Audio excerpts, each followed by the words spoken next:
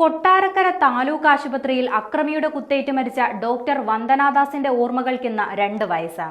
2023 May 10 പുലർച്ചെയായിരുന്നു സന്ദീപ് എന്ന അക്രമിയുടെ കുത്തേറ്റ് അന്ന് ഡ്യൂട്ടിയിലുണ്ടായിരുന്ന വന്ദനാദാസ് കൊല്ലപ്പെട്ടത്. ഏറെ സ്വപ്നങ്ങളുമായി മെഡിക്കൽ പഠനം പൂർത്തിയാക്കിയ ആ യുവ ഡോക്ടർക്ക് തന്റെ ജോലിക്കിടെയാണ് ജീവൻ നഷ്ടമായത്. പ്രതി ആരാണെന്നുള്ള കാര്യം നിയമത്തിനും നിയമപാലകർക്കും ഒരുപോലെ അറിയാമെങ്കിലും അയാൾക്കിതുവരെ തക്ക ശിക്ഷ വാങ്ങി നൽകാൻ നമ്മുടെ സംവിധാനങ്ങൾക്ക് സാധിച്ചിട്ടില്ലെന്നതാണ് ലജ്ജിപ്പിക്കുന്ന കാര്യം.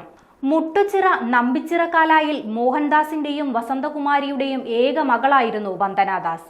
MBBS പഠനത്തിനു ശേഷം കൊട്ടാരക്കര താലൂക്ക് ആശുപത്രിയിൽ ഹൗസ് സർജൻസി ചെയ്യുന്നതിനിടെയാണ് വന്ദനയ്ക്ക് നേരെ ആക്രമണമുണ്ടാകുന്നതും കൊല്ലപ്പെടുന്നതും. തങ്ങളുടെ ഏക മകൾ ഈ ഭൂമിയിൽ ഇല്ലെന്നുള്ളത് ഇതുവരെയും വന്ദനയുടെ അച്ഛനും അമ്മയ്ക്കും ഉൾക്കൊള്ളാനായിട്ടില്ല. 2023 മെയ് 10 പുലർച്ചെയാണ് മോഹൻദാസിന്റെ ഫോണിലേക്ക് നടുക്കുന്ന വാർത്തയെത്തിയത്. മകൾക്ക് അപകടം സംഭവിച്ചെന്ന് മാത്രമായിരുന്നു ആ സന്ദേശം. എന്നാൽ ആശുപത്രിയിൽ എത്തിയപ്പോൾ കണ്ടത് മകളുടെ ചേതനയേറ്റ ശരീരമാണ്. കൊട്ടാരക്കര താലൂക്ക് ആശുപത്രിയിൽ വൈദ്യപരിശോധനയ്ക്ക് കൊണ്ടുവന്ന അക്രമിയുടെ കുത്തേറ്റ് വന്ദന മരിച്ചെന്നായിരുന്നു അധികൃതരുടെ വിശദീകരണം. എന്നാൽ മകളുടെ മരണത്തിൽ ഒരുപാട് ദുരൂഹതകളുണ്ടെന്നും അതെല്ലാം പുറത്തു കൊണ്ടുവരുമെന്നും വന്ദനയുടെ പിതാവ് പറയുന്നുണ്ട്. കേസിൽ 131 സാക്ഷികളാണുള്ളത്.